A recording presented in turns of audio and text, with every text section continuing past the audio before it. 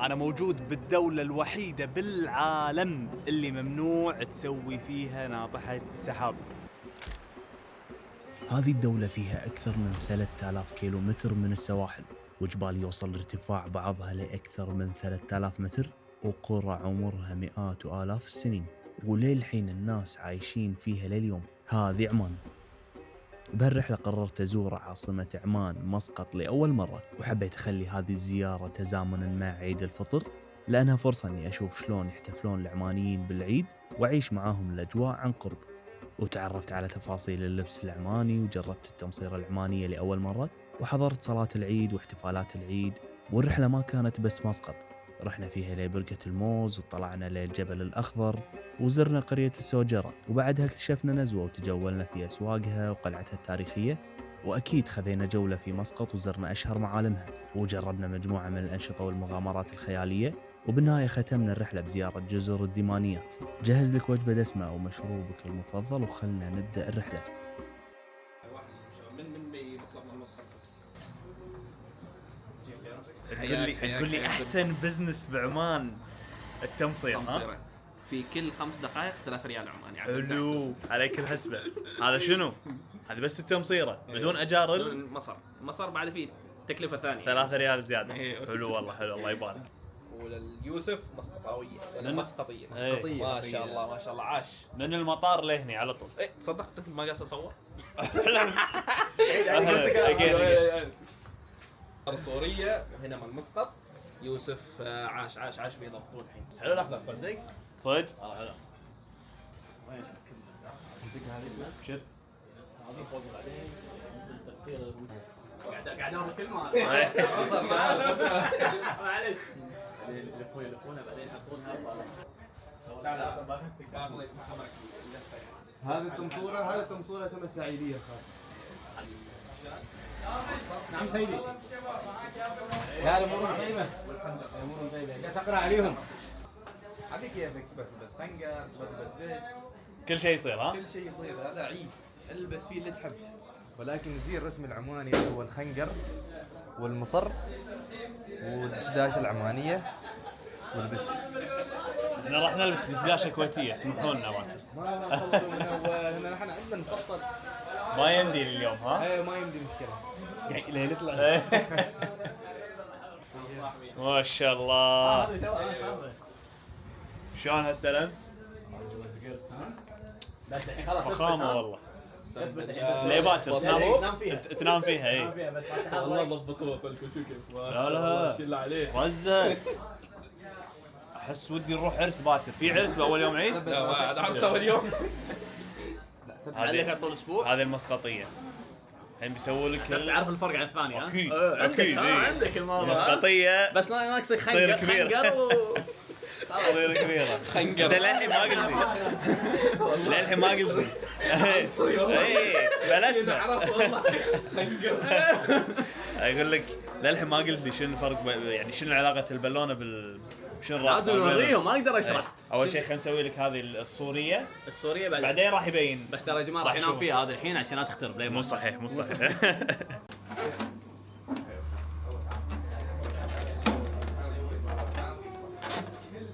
محمد لهالدرجة التمصيرة يبي لها فن ولمسة حقيقي اللي انت لازم تجي تمصر قبلها بيوم. شوف هذا الفن يعني كل جيل ورا جيل بدأ الشباب يفقدوه يعني، فلازم الحين تجي نفس المحلات نفس بيت الدنيا ايه. عشان نمصر ويضبطونه بتمصورة حقيقية حلوة يعني ما تكون شيء مبهدل. ايه.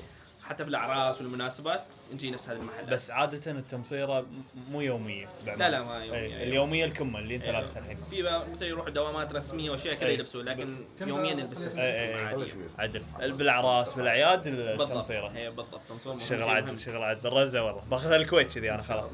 السلام عليكم، الله يعطيك العافية. مساكم الله بالخير. مساك الله بالنور. وشي عسى الله يبارك لكم. كل عام وانتم بخير. وانتم بخير. بخير وعافية. وعيدكم تقبل مبارك. الله منا ومنكم ان شاء الله صالح منا الأعمال ومنك صالح الأعمال. والله يتقبل منكم صيام شهر رمضان الفضيل. اللهم آمين. انتم ومتابعينكم الكرام. الله يجزاك خير. تحياتي لكم ونورتوا عمان. العيد عيدين عندنا. النور نورك، الله يحفظك. وعيدوا معنا ان شاء الله تعالى. واليوم كل عام وانتم بخير. دخلنا يوم العيد المبارك. الله يحفظكم يرفع يا رب. قدرك. شرفتنا. سؤال فني شرف لنا، الله يحفظك. اول شيء قواكم الله انقذتوا الشباب والله. الحمد اي لله والله. رب العالمين. هذا الفرحه في عمان بتجهيز الشباب واستقبال العيد الفطر السعيد وكذلك عيد الاضحى المبارك كل سنه من الاعياد العيدين، عيد الفطر وعيد الاضحى كل سنه بهذه الطريقه. ما شاء الله. قبل ب4 ايام 5 ايام نبدا تجهيز الشباب، ما شاء الله. خاصه اللي يروحوا الى الولايات والمحافظات في السلطنه. عجيب. طبعا يجهزوا مصارهم، يجهزوا امورهم في مسقط وينطلقون. ويطلعوا على طول. ما شاء الله. والحمد لله رب العالمين، الله موفقنا. الله إنه عندنا يبارك. ناسنا اللي يحبونا الله ويريدون يبارك. يزورونا. وانتم اليوم شرف لنا. اي والله تشرف يا بعد راسي. كم نوع تمصيره فيه؟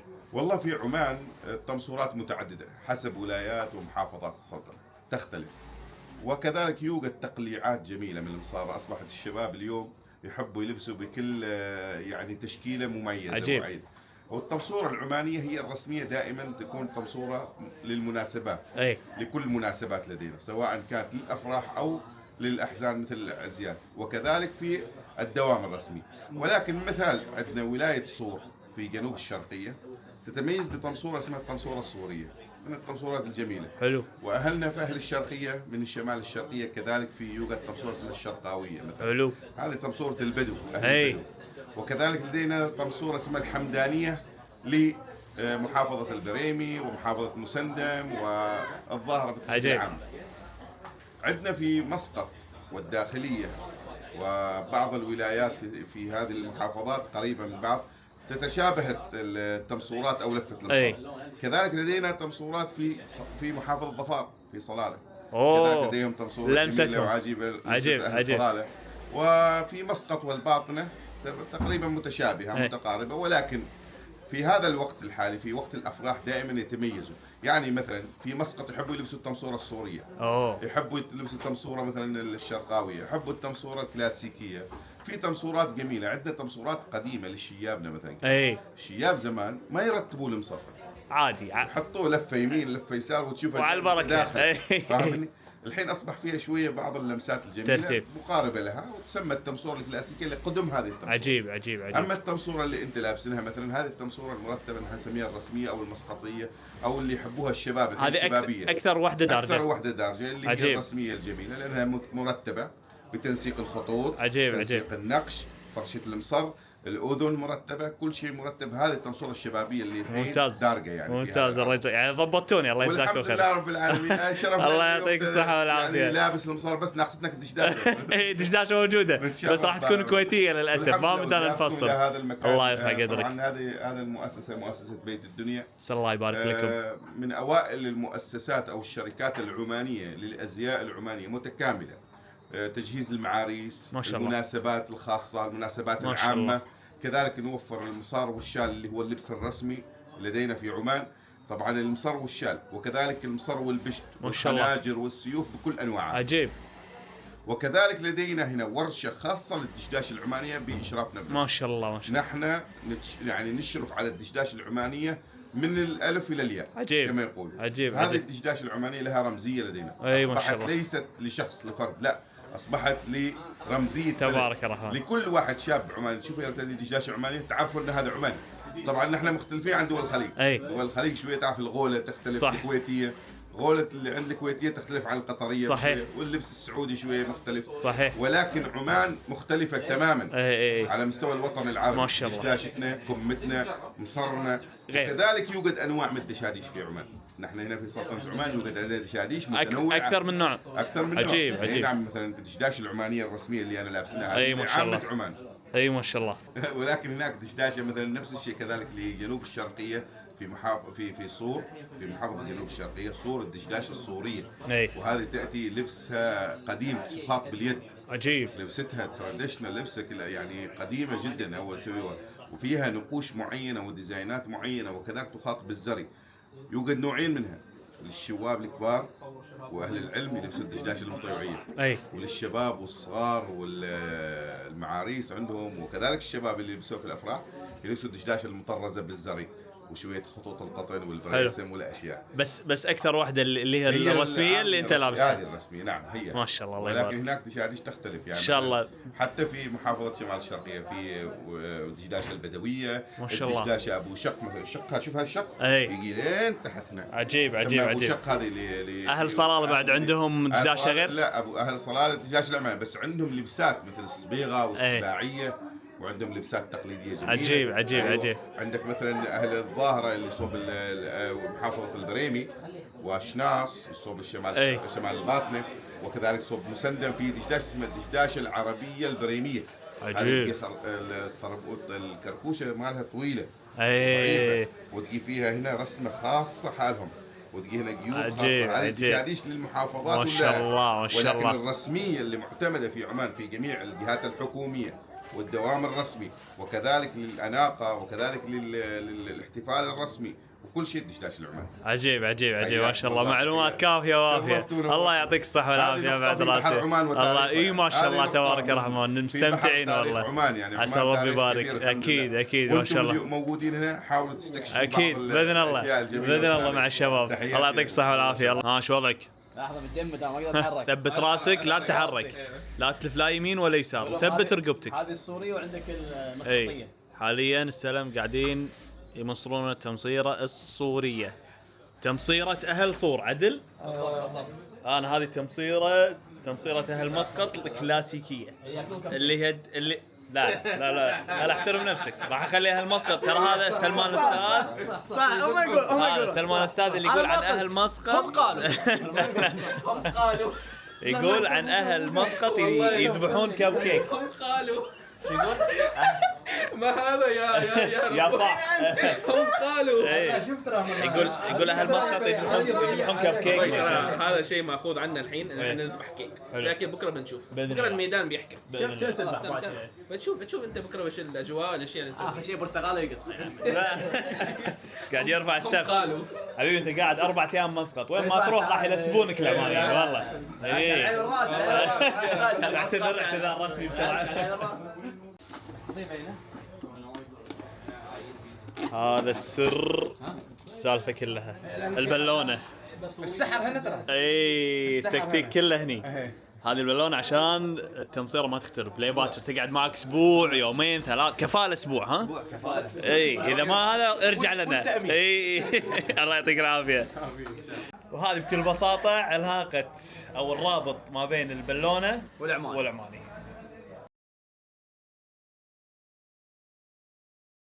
بداية صلاة العيد بمسقط. بأول يوم عيد الفطر العمانيين يتجمعون بالمصليات المفتوحة والجوامع الكبيرة، وغالبا الصلاة تكون بعد شروق الشمس ب15 ل 20 دقيقة، وعدد المصلين في بعض المصليات الكبيرة يوصل لآلاف الأشخاص، وهذا يعطيك أجواء روحانية واجتماعية بنفس الوقت. صبحكم الله بالخير وين ما كنتوا من مسقط تحديدا بالخوض القديمة أو بالخوض الشعبية. يعني صلاة العيد ونشوف العادات العمانية في العيد والأشياء اللي قالوا عن الشباب مدفع العيد. العادة حلوة خلينا نستخدم المدفع مدفع الأطفال حق الرمضان، بس العمان هني حتى بالعيد المدفع حاضر وموجود عندنا. هذا التقاليد القديمة في عمان اللي لا زالوا متمسكين فيها واللي تعزز تثبت ايش كثر العمانيين متمسكين بثقافتهم ومعتزين وفخرين بهويتهم التراثية. فبعد شوي راح تبلش صلاة العيد، بعدها على طول يرمي المدفع، بعدها راح نصور لكم شغلات ثانية إن شاء الله. خلكم معنا. وبعد الصلاة مباشرة الناس تتبادل التهاني وتبدأ الفعاليات. وأول شيء لاحظته بعد الصلاة على طول مدفع العيد، يتجمعون الناس عشان يطلقون مدفع العيد، وهذه عادة قديمة كانت تستخدم قبل للإعلان عن دخول العيد قبل وجود مكبرات الصوت والتقنية، واليوم ما زالت مستمرة كرمز احتفالي وتراثي، وغالبا يتم إطلاق المدفع في مواقع محددة مثل القلاع والساحات. بعد مدفع العيد على طول يبلش المسير لمكان اسمه البيت العود، بيت قديم موجود هني بالخوف طبعا بالمسير هذا يكون في احتفالات وطبول ويعني اغاني العيد بشكل عام. زين. وبعدها بعد ما توصل هناك يعني يكون في اكلات الله يجزاك خير، اكلات عمانيه قديمه تقليديه، كل شيء موجود، كل شيء موجود. احس العيد بعمان الكل حاضر حرفيا. شوف ما شاء الله ما شاء الله ما شاء الله العدد اللي موجود، يعني ما احس ان في احد نايم، يعني خصوصا اصلا من صوت الرمي اللي تسمعه فيك خير نام. صوت المدفع اتوقع قاعد اللي بصلاله ما شاء الله، يعني شيء خطير ما شاء الله. ما شفت شيء من قبل صراحه. يعني حسيت اخر كم سنه بالكويت شوي اجواء العيد عندنا قلت شوي. زين. بس هني ما شاء الله للحين متمسكين، احس الحضور الزامي عند الكل. شوف الزحمه ما شاء الله، شوف الزحمه ما شاء الله. بيرفعون علم عمان ان شاء الله ان شاء الله.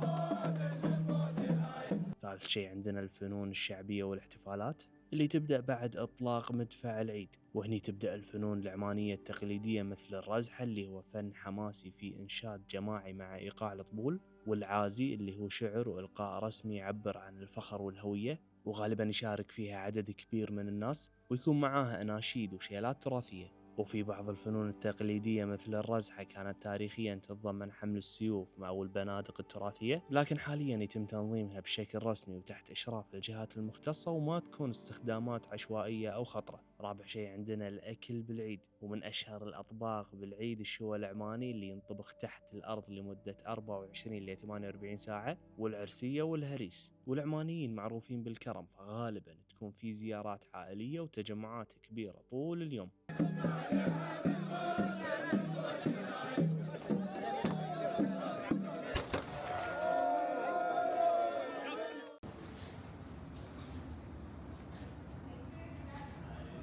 بعد الغفوة جينا كافيه أرام عشان السلم يصحصح، صاير بدار الأوبرا السلطانية بالضبط قدام فندقنا.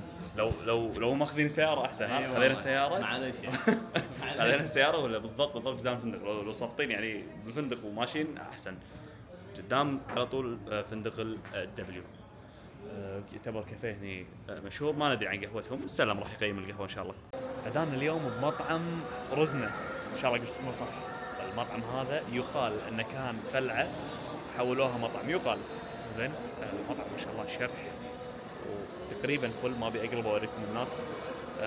في قعدات ارضيه اوريكم اياها الحين، وفي قعدات على الطاولات. اغلب العوائل قاعدين على شو اسمه طاولات. دش اخوي. شوف ما شاء الله، شوف ديكورات نار. هذه اوريكم ديكورات المطعم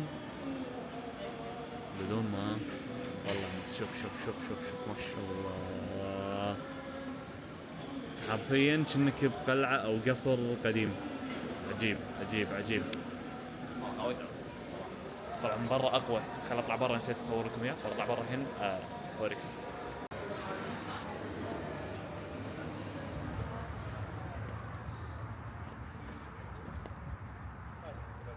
المفروض مصور لكم المطعم من برا قبل.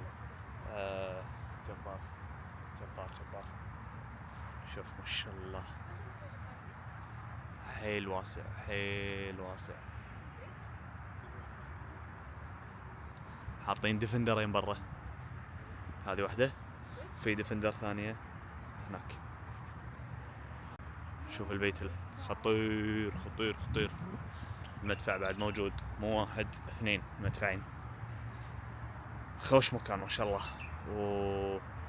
بهالفترة مسقط هالفترة الظهر شوي حر، بس الحين العصر والصبح الأجواء فيه كذي ناس. يعني الحين أنا مو حران كلش، نار. بالليل الجو خرافي نفس الكويت تقريبا. هذا هو المدخل، حرفيا مهتمين بكل التفاصيل. ما شاء الله شيء جبار. هني الظاهر في سوفونيرز وشغلات قديمة تراثية إذا تبون تشترون. هني بعد هذا اتوقع مال العطور نفس الشيء. هلا بالشيخ، ايش حالك؟ طلبت؟ شنو طلبت؟ طلبت شو عماني وانا يوم عيد. اي افراح شاوينا 24 ساعة ها؟ والله يقولون 24 ساعه دافنين او شيء. ان شاء الله. فان شاء الله يكون اللحم ترف حلو مع عيش. طيب شيء بعد تنام هنيك. ايوه بس ترى خوش مكان. قاعد تشوف تفاصيل؟ ايه متعوبه. والله حيل متعوب عليه. هذا الشوى العماني، هذا اللي يقول لك مدفون صار له يا محفوظ السلامة 24 ساعة، يدفنونه أظن ليلة العيد أو شيء كذي. شوف اللحم يقولون ذايب ذايب، راح نجرب بعد شوي. لحظة، هو يدفنونه أول يوم ولا ثاني يوم؟ كنا في رواية إنه ثاني يوم ها؟ يدفنونه اول يوم ويطلعونه ثاني او ثالث. ها فالمفروض هذا يمكن مو مع الدفعة اللي 24 ساعة. رمضان نسوينا. أو مال العيد اللي طاف.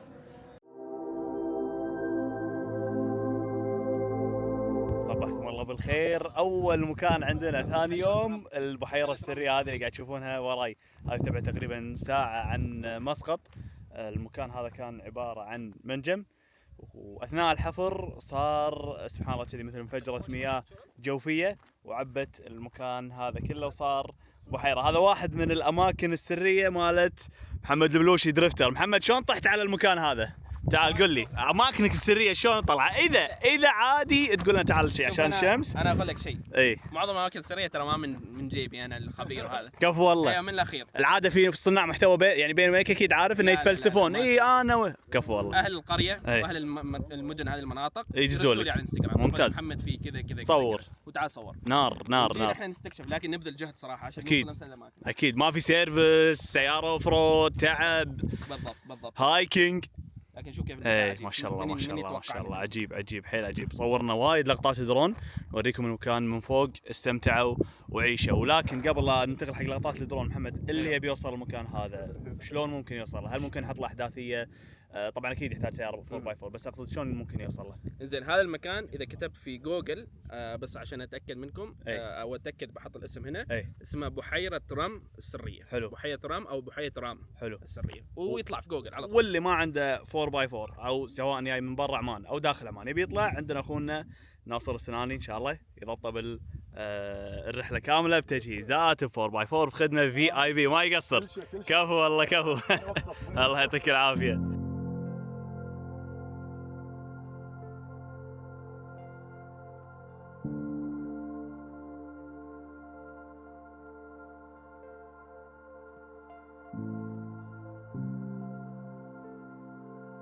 غدانا اليوم بمطعم بيت اللبان. المطعم هذا يعتبر واحد من المطاعم المشهورة هني بمسقط اللي تقدم الأكل العماني بمنطقة مطرح اللي صايرة على البحر نفس ما تشوفون. تبارك الرحمن شيء عجيب. هني في أكثر من قلعة بمطرح، ومطرح فيها ميناء اللي يجون منه الكروزات. قاعد تشوفون السفينة هناك الكروز اللي يجون فيها السياح من مختلف دول العالم. فيها أكثر من قلعة. واحدة من القلاع اللي فيها مثل كافيه فوق. قبل كانت طبعا عمرها أكثر من 400 سنة، وطول الوقت كانت مسكرة يعني حتى لا كانت متحف ولا شيء. تو من قريب سووها كافيه، فراح نصورها إن شاء الله ونغطيها لكم. وتحت المطعم هذا في كافيه هم بعد الغداء راح نمره ناخذ منه قهوة. تمام، نشوف الأكل شنو راح ينزلوا لنا، وبالتالي نغطي لكم القهوة. وصل الشوى العماني. هذا شكله غير عن المطعم اللي اكلنا فيه امس. هذا مكبوس الدياي على الطريقه العمانيه، مرق باميه على الطريقه العمانيه. هو المكبوسنا بس الطريقه مو مالتنا. الطريقه مو مالتنا. هذا شنو شوربه عدس؟ ايوه بالعافيه. ايش طالب هناك اخوي؟ هناك سندويكه شنو؟ دجاج مسحب كنا. دجاج مسحب بالعافيه. هذا الخبز شنو تسمونه؟ ايه هذا نحن نسميه خبز يابس ترى. خبز هذا كذي يابس. خال ايوه. اوكي. وهذه المشاكيك العمانيه. يلا بالعافيه شباب، بالعافيه. بالعافيه اخوي. ها قاعده ارضيه. ها يلا مو متعود. شوف شو متوهق ولا عادي؟ مال مدينه شفته؟ معروف والله مال مدينه وقسما بالله. تودي بس نيويورك. ذبحنا قاعده ارضيه وشو شلون قاعد. مرتاح. حتى الاجانب وراك متربعين وامورهم طيبه. والله ذبحتنا يا اخي.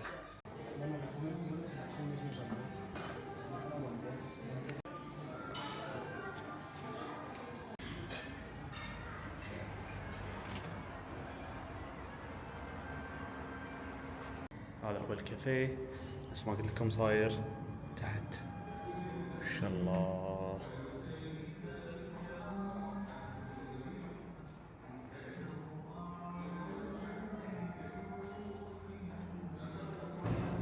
عجيب عجيب. هو كافيه وارت جاليري بنفس الوقت. بنفس الوقت تقدرون تقعدون تحت بالقعدة هذه اللي صايرة برا على البحر. نار.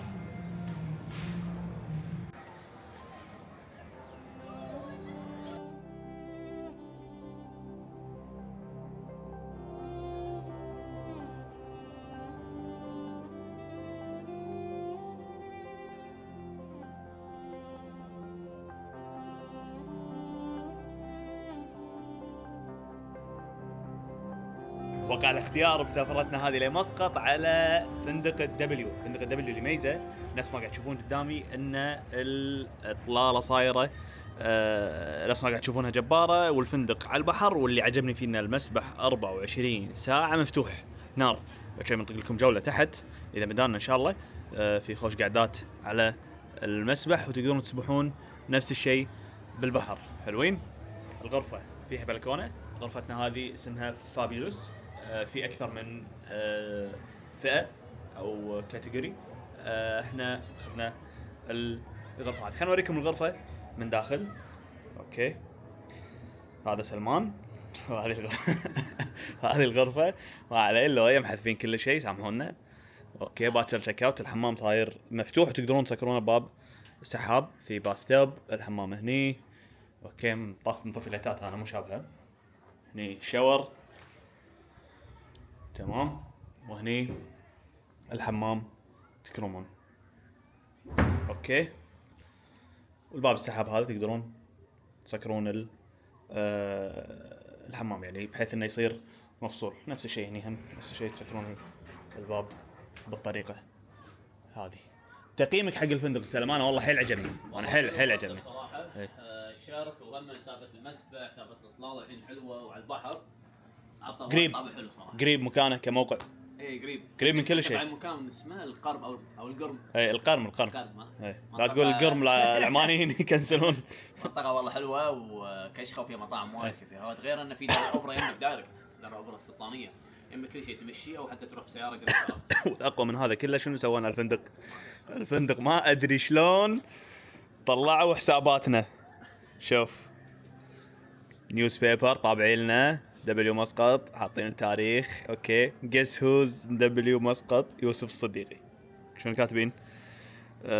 ليتس ويلكم يوسف الصديقي. شنو؟ سمارت تالنتد يونج مان هو بيكيم ون اوف توب 100 يعني خلينا نقول مؤثر بالكويت. want to know more follow يوسف. حركات بعدين شوي هني مسولفين على عن الفندق. الصدمة الثانية اوكي سلمان حلو كل شيء حلو، حاطين الصورة حاطين الاسم. زين تعريف عن سلمان شنو؟ دبليو مسقط ويلكم سلمان الاستاذ ابريليانت يانج بزنس مان. انا الحين قاعد اخلص بزنس. اي ملايين كم ثروتك؟ دينارين ونص. اي هذا اللي واقي. ها بس الظاهر شايفين سفر اقساط. اي اوكي. want to know more سلمان. وبعدين هم هنا نفس الشيء مسولفين عن الفندق. بس انا اللي يهمني الحين والسؤال السفره، تفضل شلون صرت بزنس مان؟ نبي نعرف قصتك. نبي نسوي فلوج كامل باليوتيوب عن شلون سلمان صار. توفيق مرة. دعاء الوالدين يا عمي ذا الفطير. تونا واصلين قلعة الميراني. هذه القلعة صار لها 400 سنة مبنية. بنوها البرتغاليين هني في مطرح وعلى البحر صايرة. حلو فيها ان فيها كافيه الحين فوق، وترى تو ما صار لها وايد فاتحينها حق السياح. شوف الفيو قدامك نار. الحين بنصعد القلعة نشوف شو الوضع. سلام قلت لي المعلومات شنو؟ اي سنة فتحوها؟ قبل 400 سنة؟ ايش فيك؟ صاحي. بنيت 1588 قبل اكثر من 400 سنة من قبل البرتغاليين، وبعدين استعادوها اظن العمانيين، واستقلت خلينا نقول الطرف هذا من البرتغاليين وخذوها، وصارت الحين المعلم سياحي يزورونه. فتحت اظن مؤخرا حق السياح بس. الدخول 4 ريال السنة صح؟ 4 ريال 400 بيسة. حلو يعني تقريبا 4 دنانير كويتية. شكرا. صحيح. شكرا من هني حاطين الأسلحة العمانية القديمة، دافع،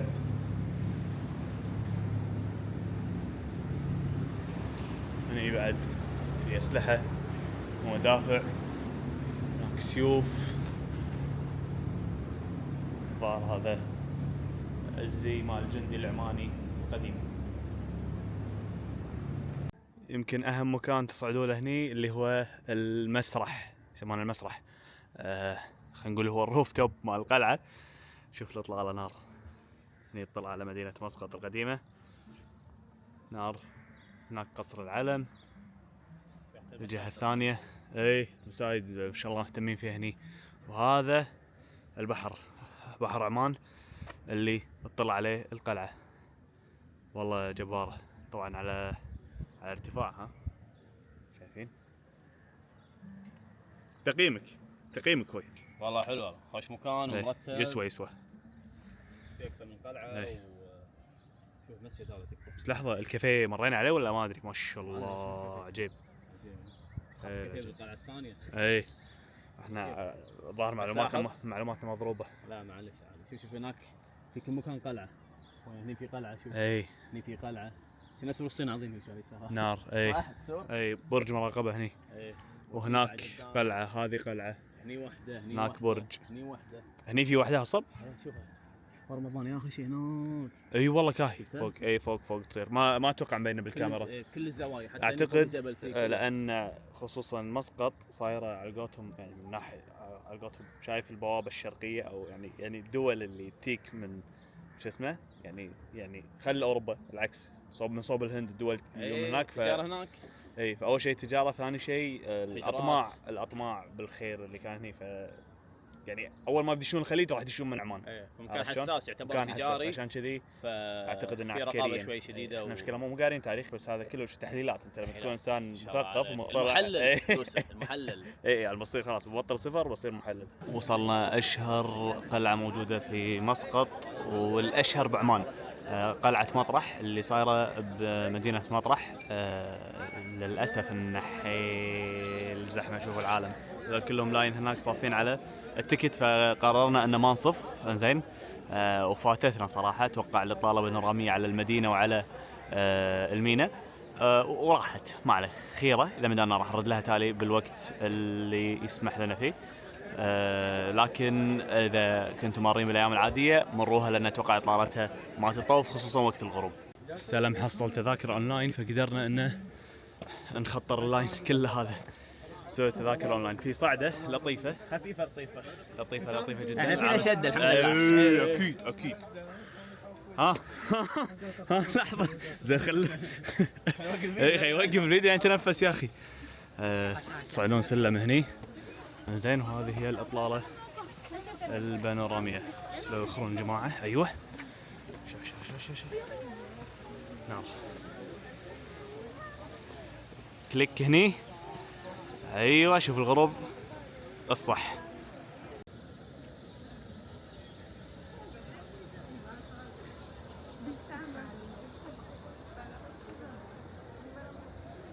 لكن بالفترة الأخيرة هذا القانون تغير بسنة 2020 لما مسك السلطان هيثم. صار في مناطق معينة لقدام ممكن عمان تبني فيها ناطحات سحاب، واحتمال بالسنوات الجاية نشوف فيها ناطحات سحاب. فما أدري، ما عندي تاريخ دقيق بالضبط، لكن أهل عمان ممكن يفيدونا بالتعليقات أن متى ممكن أقرب ناطحة سحاب نشوفها بعمان.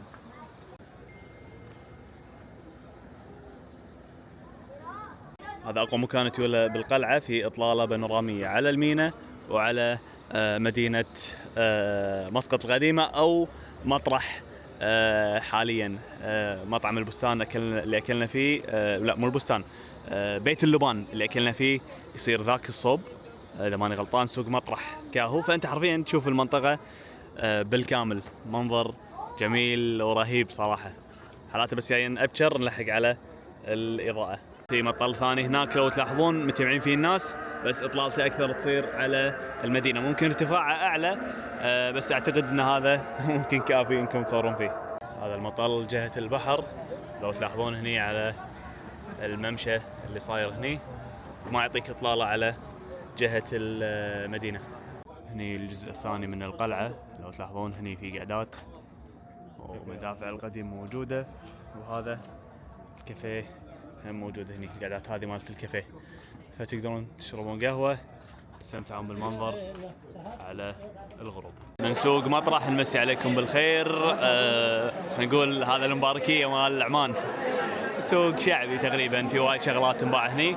شرينا كمه، ما ادري شنو جمع الطاقيه العمانيه، ما ادري شنو جمعها، كمم. زين شرينا لبان، اكيد اللبان جدا مشهور بعمان هني، فممكن اي احد، لحظه يا حجي لا تصرخ، ممكن اي احد يوصيك على شغله من عمان. اول شيء ممكن يوصيك عليه حلوه، ثاني شيء ممكن لبان. فخذينا لبان بعد، ويعني تقدرون تشترون اكيد الماجنت، ملابس شعبيه، مصر، شالات، كل شيء موجود. السلام عليكم. كيالي.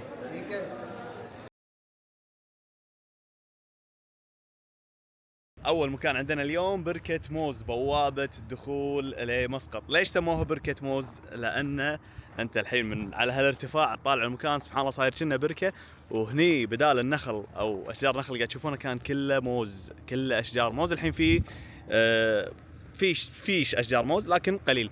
اهتمام الناس اختلف من ما بين الموز قبل والحين صار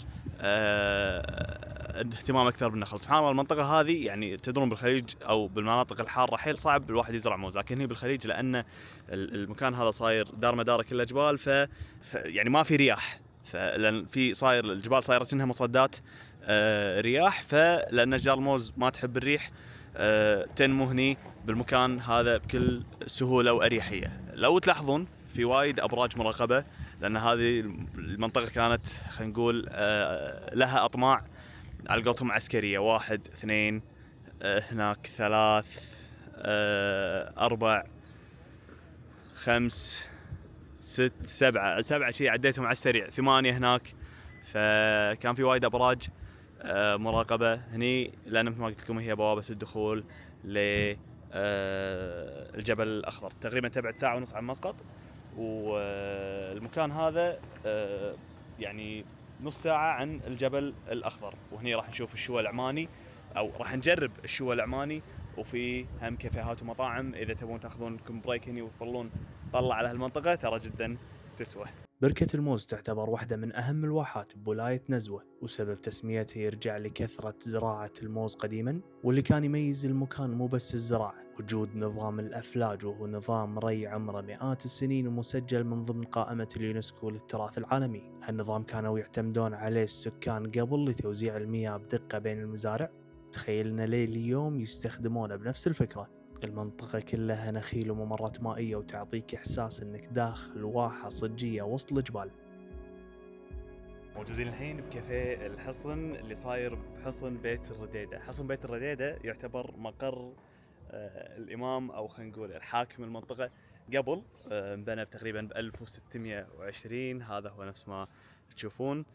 لكن هذا شكله بعد الترميم الخفيف، لكن تم ترميمه ما شاء الله تبارك الرحمن بشكل حيل جبار، بحيث انك ما تلاحظ عليه اي اثار تطور، لا حافظوا فيه على التراث القديم. وداخل فيه متحف اسلحه، هذا هو الكافيه، وهناك في متحف اسلحه. الحصن هذا يعتبر خلينا نقول سنتر المنطقه، المكان اللي فيه فعاليات بالعيد اللي الناس تجمع فيه، صلاه العيد صايره يم الحصن، فحلو انكم تزورونه وتمرونه. جميل جميل. هذا المسجد موجود بعد بالحصن، مبني من 1600 وشوي بعد تقريبا. ما شاء الله شوف شلون محافظين على تراثه والزخارف والاقواس، شيء جبار. اكيد مكيف وما شاء الله مفروش بزل جديد، لكن محافظ على طابعه القديم، جبار ما شاء الله. احنا حاليا قاعد نمشي على مجرى ماي، هذا باللهجه العمانيه اسمه الفلق. عباره عن خلينا نقول مياه جوفيه محفوره من زمان على مدى 9 كيلو. متخيلين بذاك الزمن، يعني تتكلم من 1600 عدل، من 1600 حافرين 9 كيلو. شنو؟ لا معدات لا تكنولوجيا، شيء خطير. يعني يطلع من الجبل ل تقريبا بدايه ظهوره ورا الحصن اللي تو صورنا لكم اياه.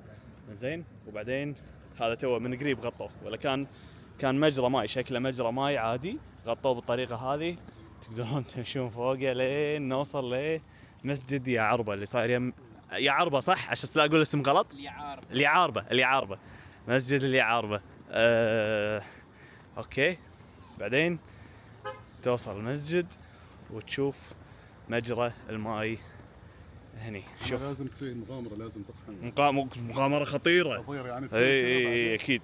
بسم الله بسم الله. شوف هذا هو مجرى الماي. المجرى هذا يغذي المنطقه بالكامل، حق زراعه ما زراعه ما شاء الله، كله من المجرى هذا.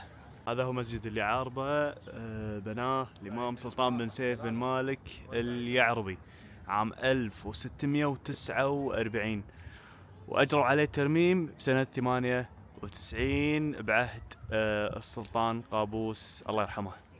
هذا هو المسجد. بسم الله ما شاء الله. هذا اكبر من مسجد الحصن.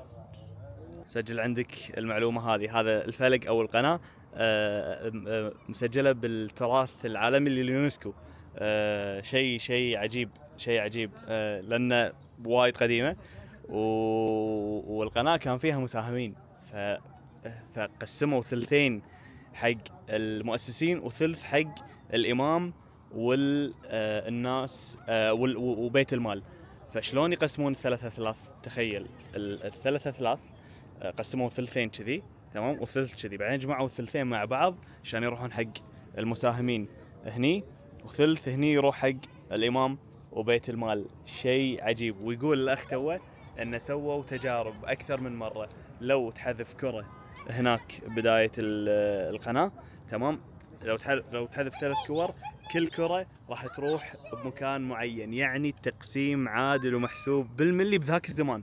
عجيب. هذا بدون تكنولوجيا، بدون أدوات، بدون معدات، على إمكانياتهم البسيطة، إلا أنهم اخترعوا واحدة من أعظم القنوات أو طريقة توزيع المياه بالتاريخ.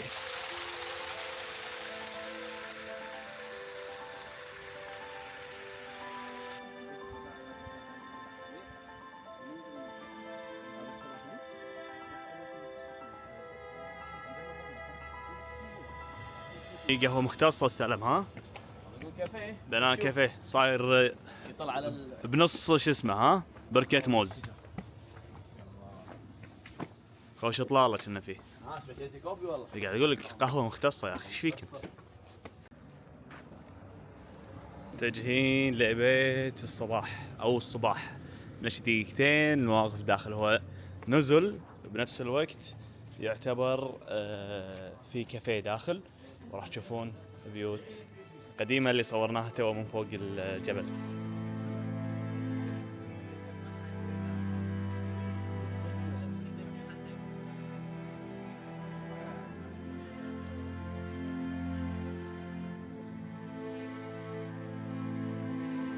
والله نزل بيت الصباح. شنو فكرة النزل هذه؟ كانت بيت من قبل، زين، تخيل البيت حرفيا نهر يمشي تحت البيت، يمر بالبيت. هذا اللي هو الفلق اللي صورنا لكم اياه توه. شيء جبار. توضأ، تسبح، تغسل، تشرب، كله من المكان هذا. الحين حولوه لنزل، تقدر تي هني تأجر غرفة. ان شاء الله في غرفة فاضية نقدر نوريكم اياها.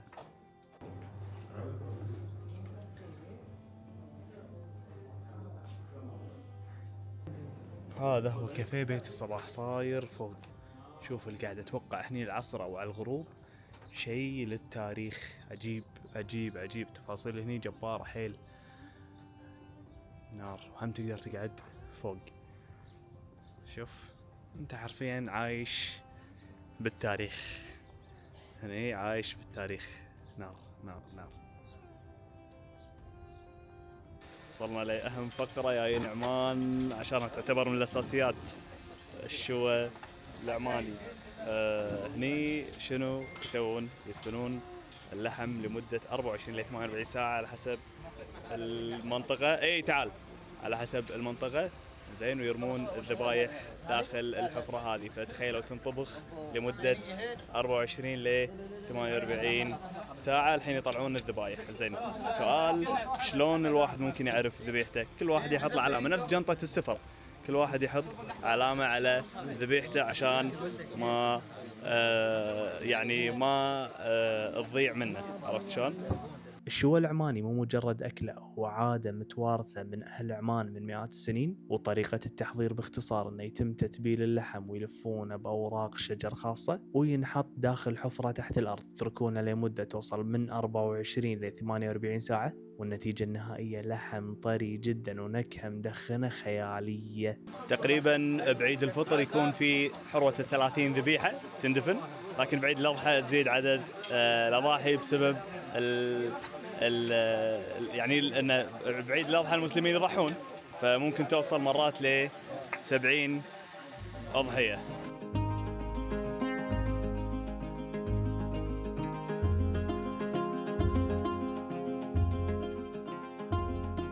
ونصيحتي لك بعد ما جربتها بمطعم وجربتها ببيت، لا تفكر نهائيا انك تجربه بمطعم، لان نكهته بالبيوت غير، ويعتبر من اشهر الاطباق في المطبخ العماني. من بركة الموز انطلقنا صعودا للجبل الأخضر على ارتفاع تقريبا من 2000 ل 3000 متر فوق سطح البحر، وهذا اللي يخليه من أبرد المناطق بعمان. أول مكان وصلنا له بالجبل الأخضر وادي بني حبيب. الوادي هذا في قرية نفس ما قاعد تشوفون هناك، وفي قرية ثانية ورا. شلون العالم ذاك الزمن ما في طريق مجهز نفس الحين في سلالم، كانوا يوصلون بين الجبال وبيوتهم حرفيا بين الجبال، شيء خرافي صراحة. الشغلة الثانية الوادي هذا فيه أشجار رمان، لكن الحين مو موسم الرمان. الجبل الأخضر صاير على ارتفاع 3000 متر 3000 متر ويخرده لا 3000 بالضبط. ها إيه. اوكي 3000 متر. الجو هني بالصيف عادة أبرد من أي مكان ثاني بعمان، ويمكن حتى بالخليج، من أبرد الأماكن بالخليج، فهي تعتبر حتى وجهة صيفية باردة ممتازة. والحرارة ممكن تكون هناك أقل ب10 ل 15 درجة. واللي يميز الجبل الأخضر زراعة الرمان والورد والمشمش، خصوصا ورد الجبل الأخضر اللي يستخدمونه بصناعة ماي الورد. وفي إطلالات بانورامية تشوف فيها الجبال بشكل خيالي. ومهم جدا أنك تحسب حساب أن الصعود يحتاج سيارة دفع رباعي 4x4 بسبب الانحدار القوي اللي بالطريق. المنتجعات اللي موجودة فيها بعد شنو؟ قليلة. وشنو بعد؟ أننتارا، ذا فيو، دوزت موجود. دوزت يمكن أحدثهم اللي فتح توه أعتقد قبل سنة أو سنتين. على فكرة إنديغو من أجدد الفنادق. هني بعد فتح. القمة ماله اسمه الارتفاع الفندق ارتفاع يعني كثير. يعني يعتبر اوكي عجيب راح اخذكم ان شاء الله. يلا ان شاء الله ناخذ لفه عليهم. احنا قررنا نسكن هني في غير الفنادق والمنتجعات، في مثل فلل خاصه. أيوه. تقدرون تستاجرونها، راح نوريكم واحد منهم.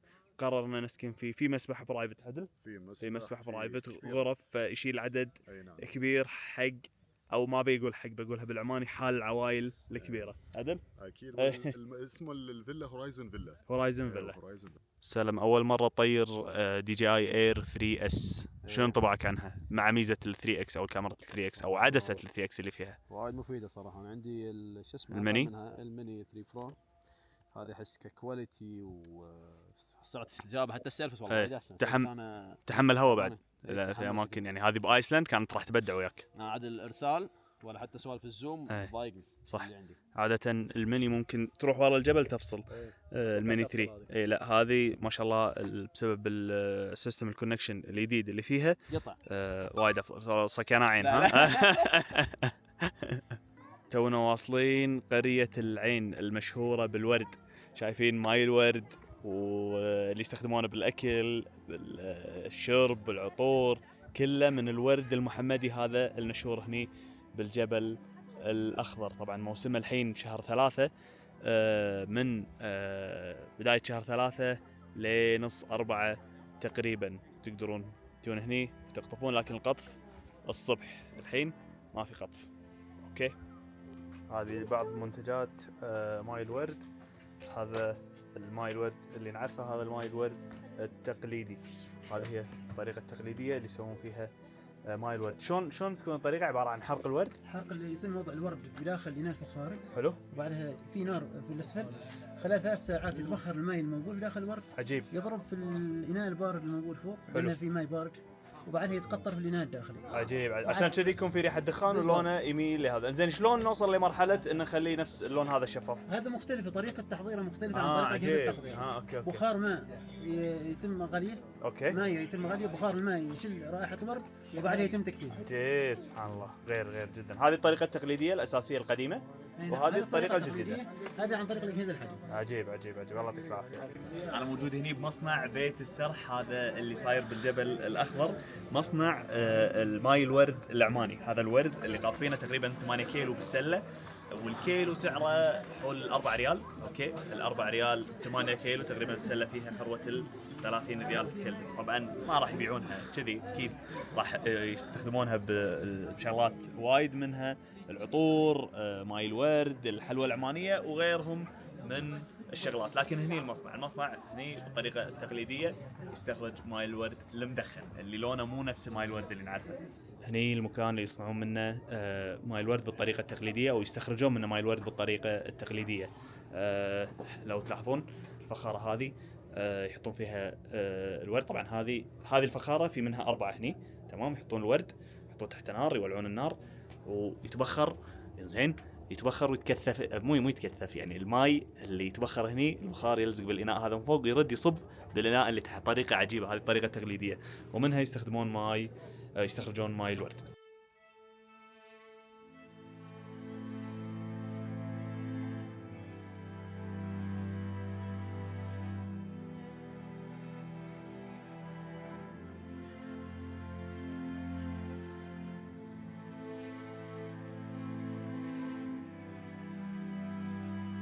القرية اللي وراي عمرها أكثر من 500 سنة هني بالجبل الأخضر بعمان، بمحافظة الداخلية تحديدا. هذه قرية السوجرة.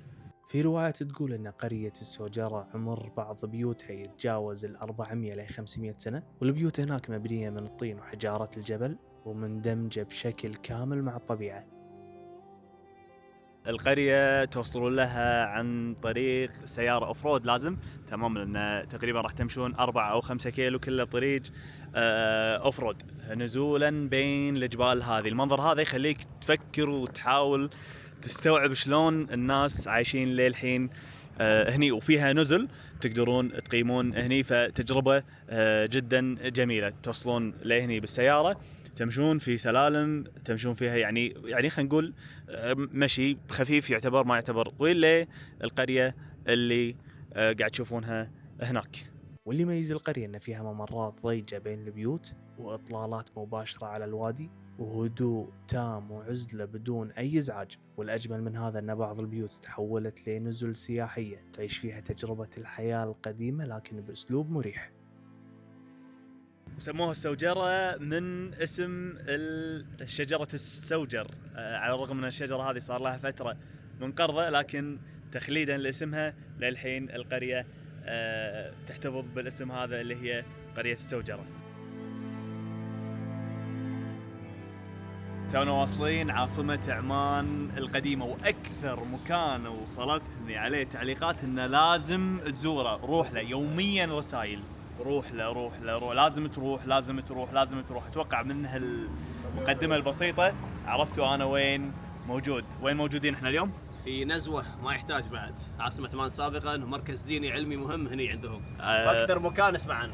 بلشنا رحلتنا بالجولف كارت، راح ناخذ جولة وهذه خطتها، راح نعرف أكيد الروز الكهربائية. الله يعطيكم العافية. راح نعرف ماضي عمان القديم، ونعرف راح نشوف بيوت الطين ونمط الحياة القديمة بعمان، والمساجد الأثرية، وأسرار العمارة العمانية، ونظام الفلك تعرفنا عليه أمس، لكن راح نشوفه هني بنزوة مرة ثانية. تنور شواء هم راح يكون موجود. الجولة الحلو فيها أنها صايرة بطابع عصري تعليمي وتثقيفي، تمر فيها على الأماكن القديمة. ومنو معانا؟ معروف لا يعرف. هلا حبيب هلا نورنا والله. الله يعطيك العافيه. هذا المكان صباح يوم الجمعه ان شاء الله. حار محار ها؟ متى بدا الفيديو؟ يلا تم جاهزين. عاشوا شباب. هنا حيهم يا مرحبا يا مرحبا. هلا بالشباب. الحاكم كان يسمى الامام، كان يحكم عمان من حصن نزوه هناك. الحصن مبني قبل 1100 سنه. عندنا القلعه هنا بنيت تقريبا سنه 1650 ميلادي. بناها الامام سلطان بن سيف العربي.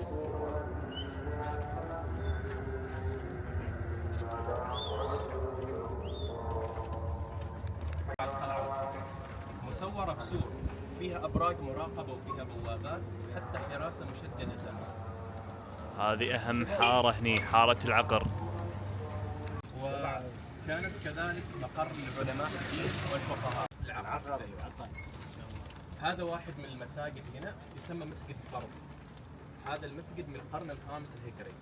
يميننا بيت الصاروج، هذا أكبر وأفخم بيت في الحارة. والله يا اخي معلومات خطيره، يعني احنا ما عمرنا فكرنا ان في انواع حق الطين قبل. الاثرياء كانوا يستخدمون انواع معينه من الطين. الصاروج اسمه؟ الصاروج لليوم ترى يستخدم. عجيب. في شنو؟ في ترميم القلاع والمصون. ما شاء الله. ايوه، حتى ترميم بيوت الطين هنا يفرض عليهم انه يكون بهذه الماده. عجيب. الماده هذه يحرقونها لمده 20 يوم عشان تتماسك وتكون قويه، والماده غاليه فعشان كذي بس بيوت الاغنياء اللي كانوا يستخدمون فيها ماده الصاروج او الصاروج. ما تستخدمون عندكم؟ احنا لا كلش ها؟ احنا فقاره طين عادي. وصلنا مسجد مزارعه. هذا المسجد واحد من اقدم المساجد اللي موجوده بعمان. تخيل ان عمره 1200 سنه. تبارك الرحمن. بندش قلنا هذا المسجد لازم ندش نطل نشوف. السلام عليكم، عيد مبارك. ما شاء الله تبارك الرحمن. طبعا هزة صلاة جماعة قاعد يصلون هني يتوضا. شوف ليه المسجد شغال والحسنات شغالة حق اللي بناه. تبارك الرحمن. نطل طلة داخل. جيب ما شاء الله تبارك الرحمن.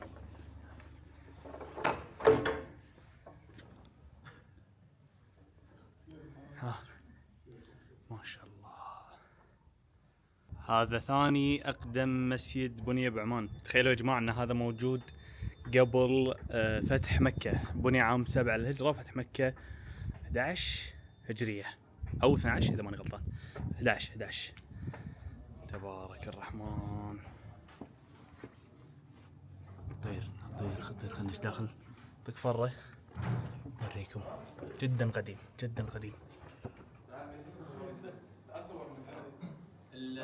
أوريكم المحراب. المنارة اللي في هذه المساجد تسمى البومة عشان يطلع المؤذن عشان يأذن. ما شاء الله. قبل مكبر. شوف يتميز هذا المحراب اللي فيه. ما شاء الله. محراب أنيق جدا. المحراب هذا تنور عمره فوق 300 سنة. حق الشوى العماني لليوم يستخدمونه. شوف أول يوم العيد لما يولعون التنور مال الشوى العماني. شوف يا جماعة الشوى أول يوم هني نقط لنا الشوى الحين يحطون فيه بعد بترول يقول شوية. يا ساتر. يسكرونه لمدة 24 ل 48 ساعة تقريبا. النار بعد ما تولع بالليل يردون مرة ثانية يقطون الذبايح مالتهم يخلونها لمدة 24 إلى 48 ساعة. والتنور اللي شفتوه توه تقريبا يشيل 250 ذبيحة. كم عمقه تقريبا؟ 3 إلى 4 أمتار. عجيب. خلنا نوريكم واحد من النزل اللي موجودة هني بنزوة. شوف التفاصيل تبارك الرحمن. خطير. ايوه حديقه جميله. عجيب. وين حديقه؟ يلا خلينا نشوف. ما شاء الله كل يعني حرفيا كل شيء محافظ على عجيب.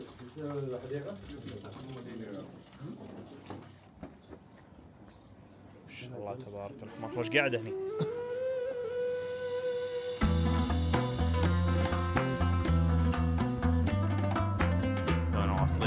قلعة نزوة هني اللي فيها الفعاليات والرقصة العمانية والشغل كله، وفي مجال نمشي على السور او سور القلعة هني. خلينا نشوف شو الوضع ان شاء الله نغطي لكم.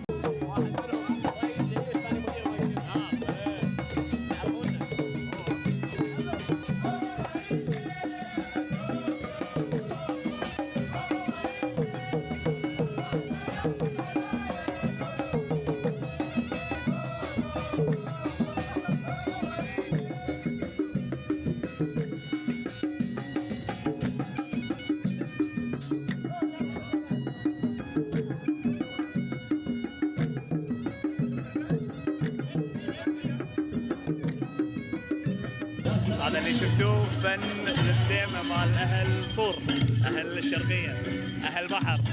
عجيب عجيب عجيب. شنو فكرته؟ يطلع واحد أوكي يسوي له كم رقصة، بعدها يلعب باص حق الثاني اللي يلعب له باص لازم يرد مرة ثانية، يطلع يسوي نفس الحركات ونفس الرقصات. شيء عجيب. عاد أنا مو فاهم ولا كلمة شنو قاعد يقول، اللي فاهم يكتب تحت التعليقات.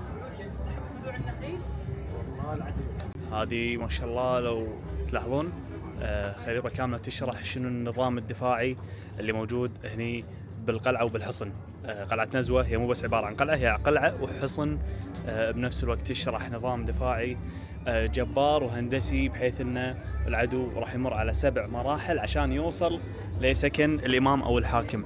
فالوضع جدا جدا جدا صعب انه ينجح. على سبيل المثال لو دش هني تمام، هو عباله انه هو دش اموره طيبه، لكن لو تلاحظون البرج فوق في اماكن معينه يكون فيها جنود يرمون عليه صخر، يرمونه بالاسلحه، فجدا جدا صعب انه يطوف في اماكن معينه يسكبون عليه زيت الحار. نفس الشيء مكتوب بالعربي هني، التحصينات العمانيه القديمه لو تشوفون مشروع فيها كل التفاصيل بالكامل، فخ 1 فخ 2 فخ 3 فخ 4 فخ 5، للحين انا عديت 5 افخاخ يوصلون ل 7 افخاخ.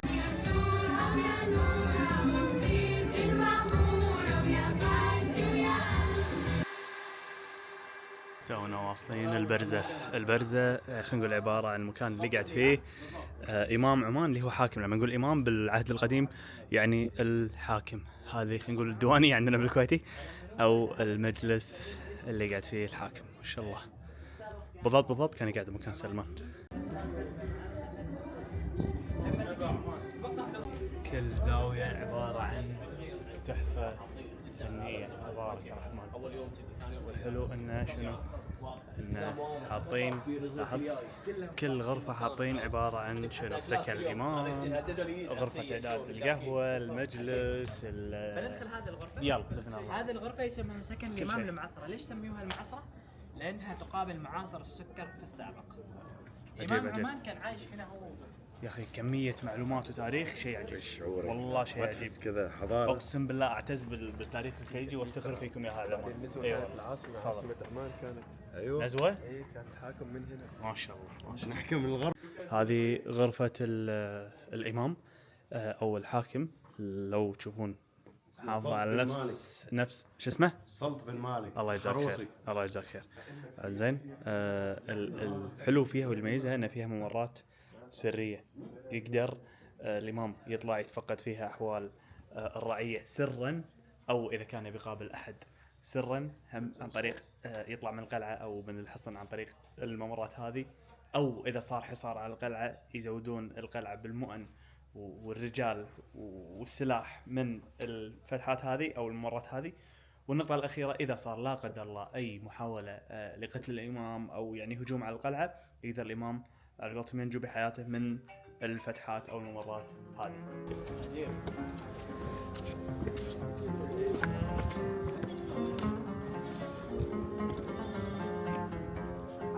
ما شاء الله.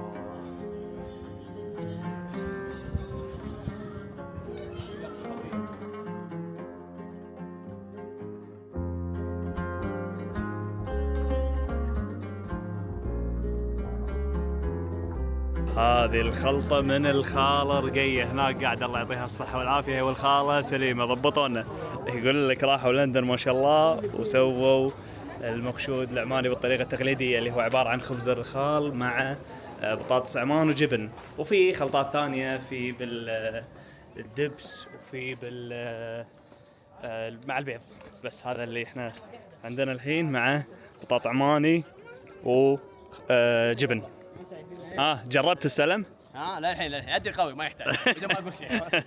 عجيب. هذا النظام اسمه غراق فلاح. اوه ليش سويوا هذا غراق فلاح؟ على اساس تصفيه الماء. بتلاحظ ان هنا الماء الشوائب اللي أيوة بالماء هنا يطلع والله صافي. هني عجيب ما شاء الله. شوف الماء هني شلون في شوائب. تمام شوف الماء هني شلون صافي. عجيب ما شاء الله.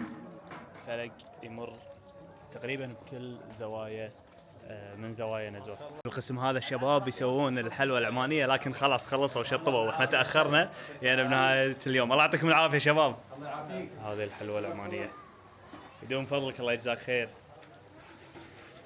الله يا نزوة وإضاءات نزوة بالليل شيء عجيب. يعني نزوة طلعت مو بس بالنهار، بالليل إضاءات، كافيهات، مطاعم.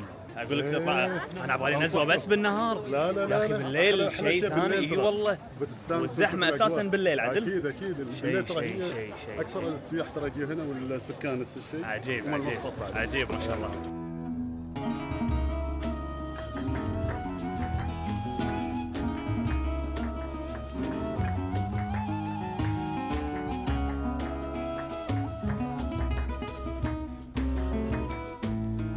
القلب عن نزوة بالإضاءات وقبل الإضاءات. والله تاريخية صراحة. فاقت التوقعات. ما تطور صراحة. نزوة للتاريخ. تستاهل زيارة، تستاهل حتى بعد تفاتون بعد ليلة. اي اذا احنا كانت فكرتنا ان ما تستاهل تباتون ليلة، لكن الحين صراحة لو يرجع فينا الزمن راح نبات ليلة. انا اخذ ليلة في نزل هني. تعيش الاجواء اقول لك هني ترى الاماكن ما تسكر الا قبل 12 واحدة تقريبا، فعندك يعني الليل كله لك مع الاضاءات والاجواء والزحمة، وفي كافيهات ومطاعم وايد. خصوصا تحب التصوير.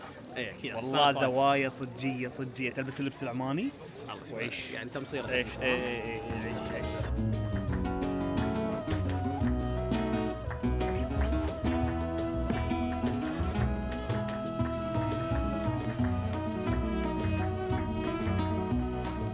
وقفنا هني عند الشباب ناخذ لنا خلطة شيبس عمان. يحطون بطاطا عمان مع ذرة مع شنو؟ مع جبن وخلطة خاصة، يصير شكل نهائي كذي تقريبا. انا متفائل بالطعم صراحة. موجود الحين بدكان كاتون. هذا موجود هني بنزوة. فكرته اي شيء قديم، اي حلاوة قديم تلاقونه هني موجود. عجيب. في وايد شغلات من الشغلات القديمة الموجودة بعد ما تتذكرونها ولا لا. الطيارة هذه تبطلها تركبها وتطيرها بالجو. نار نار نار. اهم شيء تتذكر تحطه في الثمن. هذا اللي طلع صوت. اوه خطير. وايد شغلات قديمة وجبارة. هذا بينقع. ايه لا نار نار نار. اي حلاوة قديم راح تلاقي هنا حرفيا. علوج نار نار. شوف الحلويات القديمة. لازم شوي سلام. اذا ما منتهي. الدهي ولا شو؟ اي شيء قديم موجود. هذا مو هذا كذا تسوي كذا شوف. ايوه بالضبط هذا هو. تونا داشين سوق نزوة. شيء اساسي تيله اذا جيت نزوة. 3 اشياء اساسيه هني لازم تزورهم بنزوة. الثلاث اشياء الاساسيه اللي لازم تزورهم بنزوة: سوق نزوة، وقلعه نزوة، شنو شيء ثالث؟ والعقر. حاره العقر. حاره العقر اللي هي الحاره القديمه. يعني هني بالسوق حلوه اولاد نصير. شوف الحلوه العمانيه ما شاء الله كلهم فيهم الخير والبركه ومبدعين. موجوده الحلوه هني بانواعها داخل سوق نزوة. اولاد نصير المحل الوحيد اللي يكرم السلطان قابوس. ما شاء الله. هذا وسام شرف المهنه. تبارك الرحمن. الله يبارك لهم. الله يبارك لهم. الله حلوه من ايدك يا اخي. غير ايه كليت حلوه قبل. حلوه مال نزوه من ايد واحد مال نزوه. اي اكيد كليت. حلوه اساسها نزوه. اي اكيد. هذا كلام صدق ولا قاعد يعني؟ معروف. لحظه بتاكد من مال مسقط. مال مسقط اساس الحلوه من نزوه. الحلوه العمانيه اساسها من نزوه. ما في اساس. ما يقدر ينكر. شوف ما يقدر. لا ما اقدر اقول معلومه ما صحيح. ايوه انا احب المناقشات هذه. تعال نتناقشوا. صحيح. شباب بالهداوه لا تهاوشون. انت جربوا وش جربها واحكوا. وش دليلنا من النزوه؟ اي في واجد مناطق فيها حلوه. وين بعد؟ كل حد يعرف ان اساس الحلوى العمانيه نزوه. خلينا نستكشف. يلا قول سنة. شوف هذا على طبعا احنا الكويتيين طالعين منها ما لنا شغل. احنا نجرب بس. لا يعني كمكان ناكل عرفت؟ اي احنا ناكل زين يلا. واهل عمان يقولون بالكومنتات اذا اساس الحلوى نزوا ولا مصر. اوكي يلا خلينا نشوف. اذا اهل صلاله بيدشون على الخط بعد يقولون اساس الحلوى عندنا. لا هم عندهم اللحوم. المشاكيك ها؟ المشاكيك. سعود مو باغي. والله لذيذه. وايش رايك؟ والله خطيره. قليت حلوه من قبل؟ بعد هذه؟ بس عمرك ما كليت. بعد هذه؟ لا اقول لك رايي بكل صراحه. ايوه. والله العظيم انه يعني هي محافظه على طابع الحلوى العمانيه بس هذه خفيفه حلوه. مو اللي باردة. على فكره اعطيك معلومه، كل ما تخليها فتره تكون احسن. عجيب. هذه من الكيس ولا صدق؟ لا والله يا اخي انت وجهك يحسسني عن السوالف اللي تو سولفناها.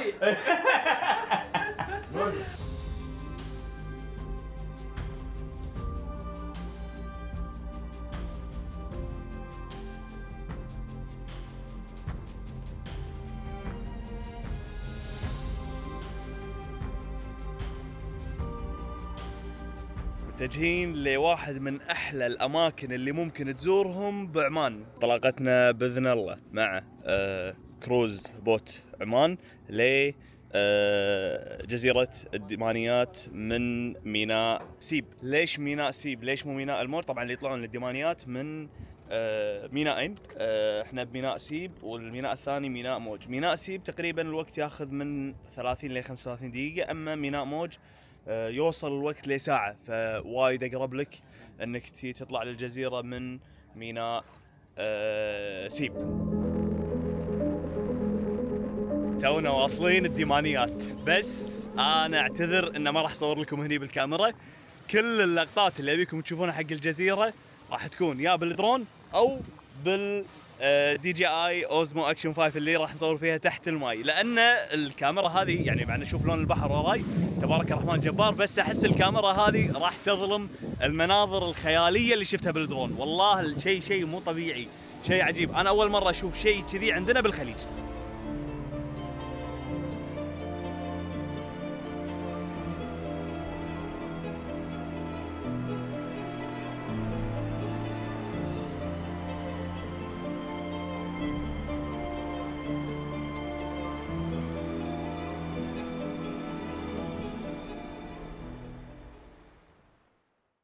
جزر الديمانيات هي محمية طبيعية بسلطنة عمان، وتتكون من 9 جزر رئيسية تمتد على مساحة 100 كيلو متر مربع شاملة اليابسة والماء، وتبعد تقريبا 18 ل 20 كيلو عن الساحل. وأقرب نقطة انطلاق لها تكون من ميناء السيب، ومدة الوصول تاخذ تقريبا من 30 ل 45 دقيقة حسب حالة البحر ونوع القارب، وتعتبر من أفضل أماكن الغوص والسنوركلينج بالخليج. تخيلنا فيها أكثر من 100 نوع من الشعاب المرجانية، وأكثر من 900 نوع من الأسماك والكائنات البحرية. ومن أشهر الأشياء اللي ممكن نشوفها هناك السلاحف، اللي يعتبر موسمها بين شهر 5 لشهر 10، وتعتبر فترة مهمة لتكاثر السلاحف، وتشوفها تطلع للشاطئ وتبيض. وأنا زرتها مرتين، مرة بشهر 4 ومرة بشهر 7، وكانوا السلاحف موجودين. لكن اللي لازم تحسب حساب أن من بداية شهر 5 لنهاية شهر 10 ممنوع نهائيا تنزل تتمشى على الجزيرة، لأن هذا يعتبر موسم تكاثر السلاحف، وعشان يحمون بيضها من التكسر.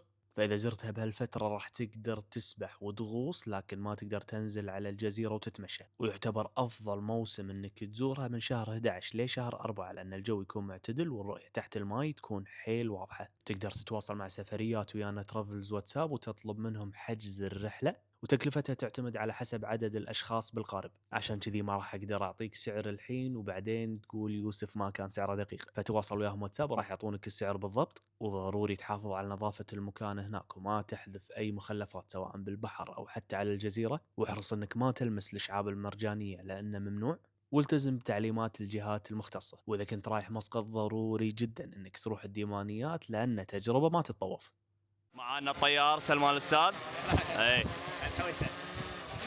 سلم. كم سنة بالدرون اخوي؟ 2 ونص. ما شاء الله ما شاء الله ما شاء الله. قدمت. ايش تبون ادق عليه؟ رتبتك الحين شنو؟ عريف درون. عريف؟ اي طق له تحيه بسرعه. كل هالسنين عريف ما يطق ولا تحيه، عريف يشوت وانا بحر حبيبي. وكيل كل شيء يا حبيبي والله واضح مالك فيها. طق له تحيه. حتى انت مالك فيها. عاش. قول نخيب، قول رائد، قول شيء سنة يا اخي. عريف متواضع متواضع السنة متواضع. عريف حقير بعد. ما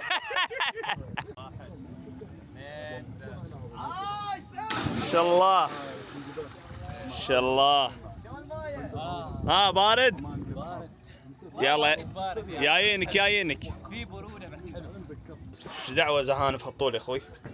ما شاء الله. يلا روح ندور سلاحف. يلا يلا ما شاء الله. يلا 1 2. مسله عاش فوق هذا. وينه؟ راح وصل ما شاء الله وصل. اقول لك وصل الجزيره. توي يقوم اعرف اسمه. ها سعيد بارد الماي. والله الماي نظيف. نظيف ها. يلا جايينك.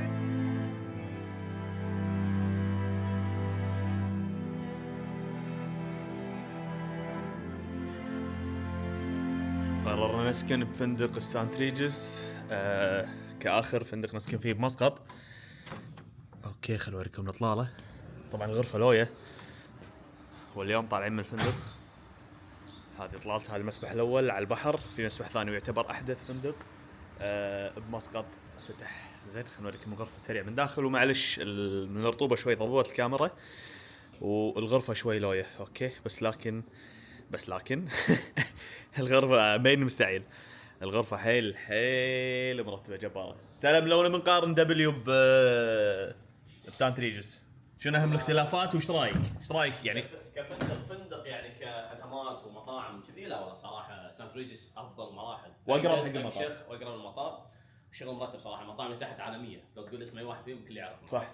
اما تروح على دبليو مكانه ممتاز، لكن كفندق والله صراحه حلو وايد زين، بس مو مستوى هذا فخم يا جماعه. لما تدش تعرف يعطيك انبهار. هذا يعطيك الفندق. صح. ام شريف، اوكاسان، كويا، كاريبو، زوربا، بعد ما كان اكثر من كذي شنو تبي؟ كلهم بالفندق. اللي يشفع له انه يم الانشطه. اذا بتروح ديمانيات يم الديمانيات. هناك لا يم الاسواق بالقرم. انت بعز يعني بعز كل شيء حرفيا كل شيء. تونا واصلين الاسطبل بعد الديمانيات، ردينا ريحنا بالفندق، والحين طالعين جولة خيل على البحر. ما شاء الله.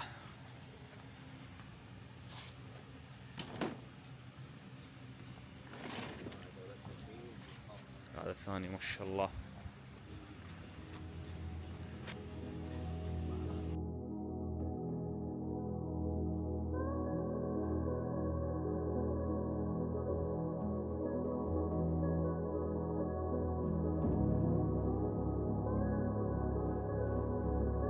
جدول اليوم غير وشيء ما شفتوه من قبل. انا عن نفسي ما شفته باي مكان بالعالم، يعني تجربه فريده من نوعها. سياكل الكهرباء نفس ما قاعد تشوفون. السياكل هذه راح ناخذها وننطلق بمسار مختلف. المختلف التجربه كلها مو سياكل الكهرباء اللي قاعد تشوفونه، لا المختلف المسار الجبار والادرينالين اللي راح تعيشه بالمسار هذا. ما بيحرق عليكم واطول كلام، نبلش التجربه وتشوفون بعيونكم. الشباب هني ما شاء الله عندهم اكثر من مسار. احنا راح نجرب المسار اللي بالخوض، انزين الخوض بمسقط.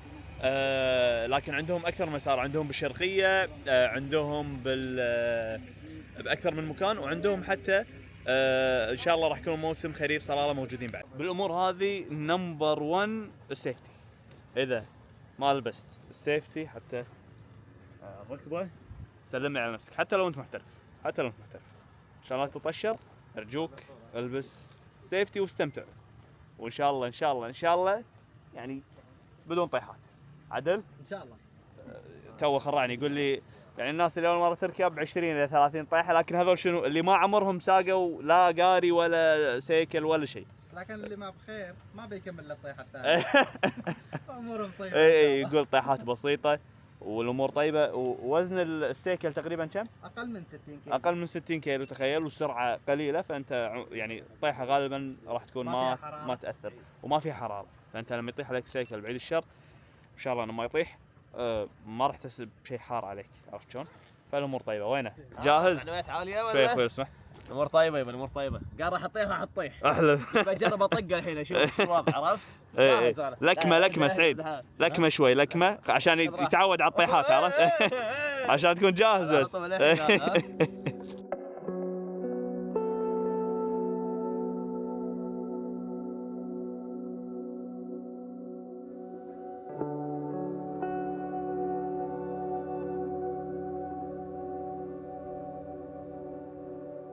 اول شيء لازم تحسب حسابه انك تجيب ملابس ووتر بروف، وايد افضل.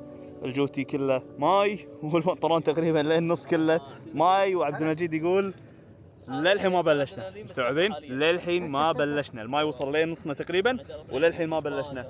الوعد بالبركه الجايه اللي قاعد تشوفونها هناك عبد المجيد يقول الماي راح يوصل لراسكم، لكن نار الادرينالين فل فل فل فل فل.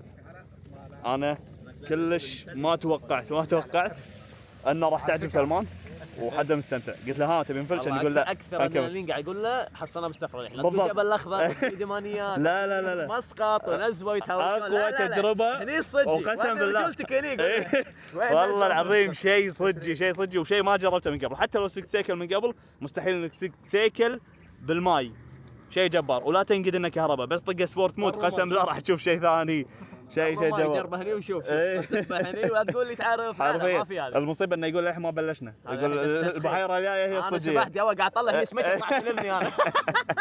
بعد رحله خياليه بين الجبال والمدن والقرى والجزر، اقدر اقول لك ان اكثر شيء فاجأني بعمان مو الطبيعه ولا الاماكن السياحيه بس، لكن التنوع الكبير اللي موجود فيها. بنفس الرحله شفت جبال يتجاوز ارتفاعها اكثر من 2000 متر، وقرى عمرها مئات السنين، وأسواق تاريخية وجزر بحرية تعتبر من أجمل المواقع الطبيعية بالخليج. وعشت أجواء عيد الفطر وسط أهل عمان، وتعرفت على جزء من ثقافتهم وعاداتهم اليومية، وجربت أشياء أول مرة أسويها بحياتي، من مسقط إلى بركة الموز، ومن الجبل الأخضر للسوجرة ونزوة، ومن الأودية لجزر الديمانيات. كانت رحلة خيالية مليانة تفاصيل وتجارب صعب تنساها، وأتمنى أني قدرت أنقل لكم صورة جميلة وواقعية عن عمان.